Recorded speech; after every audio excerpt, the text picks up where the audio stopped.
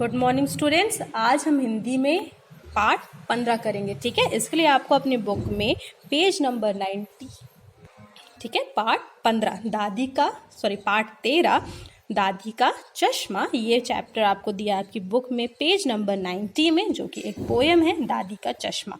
ठीक है, चलिए स्टार्ट करते हैं हम पोएम को। आप सबको अपनी बुक में पेज नंबर 90 खोलना है। पेज नंबर 90 में आपको दिया है पार्ट 13 दादी का चश्मा। ठीक है, चलिए आप सबको ये पोएम मेरे साथ बोलना है।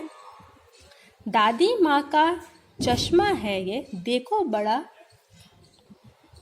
ठीक है, दादी माँ का चश्मा है ये, देखो बड़ा करिश्मा है ये, सिर पर कभी चढ़ाकर रखती, फिर हमसे वह पूछा करती, किसने अरे छिपा कर रखा, इधर उधर कुछ ढूंढा करती। अब क्या बोला है कि दादी माँ का जो चश्मा है ये तो बड़ा करिश्मा है। दादी माँ जो है वो कभी कभी इसको अपने सर पे चढ़ा लेती हैं, इस तरह से अपने सर पे चढ़ा लेती हैं और फिर सबसे पूछा करती हैं कि मैंने चश्मा कहाँ रख दिया है, सब ढूंढ कर लेकर आओ। देन हम बच्चों को कब सुनाती हैं, झूठ मूठ बन जाती बहरी, हम हंसकर बतला देते हैं, अम्मा जी चश्मा है सिर पर, देखो जी या चश्मा अपना, फिर क्यों धुड़वाती हो घर भर।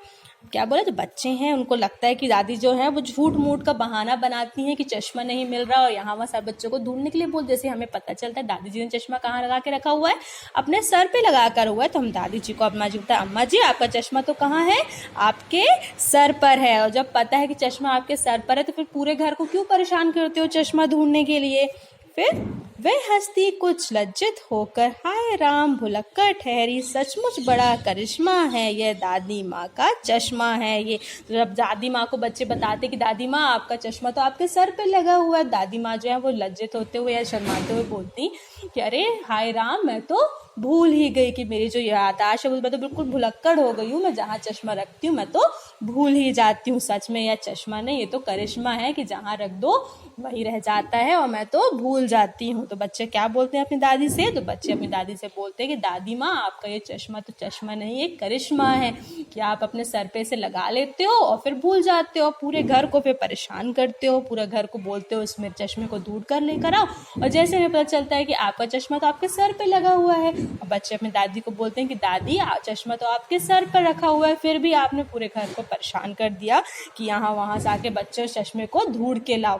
जैसे ही बच्चे अपनी दादी को बताते हैं कि दादी चश्मा तो आपके सर पे है, दादी क्या होती हैं, शर्माती हैं, लज्जित होती हैं और हंसती हैं और बोलती है हाय राम, मैं तो अब भुलक्कड़ हो गई हूँ। भुलक्कड़ हो गई हूँ मतलब वो इंसान जो चीज़ों को भूल जाता है। दादी माँ की क्योंकि एज हो गई है तो वो बोलती मैं तो भुलक्कड़ हो गई हूँ और मैं चश्मा कहाँ रखा है ये रखकर भूल जाती हूँ। तो दादी माँ बोलती हाय रे, ये तो चश्मा नहीं, ये तो एक करिश्मा है।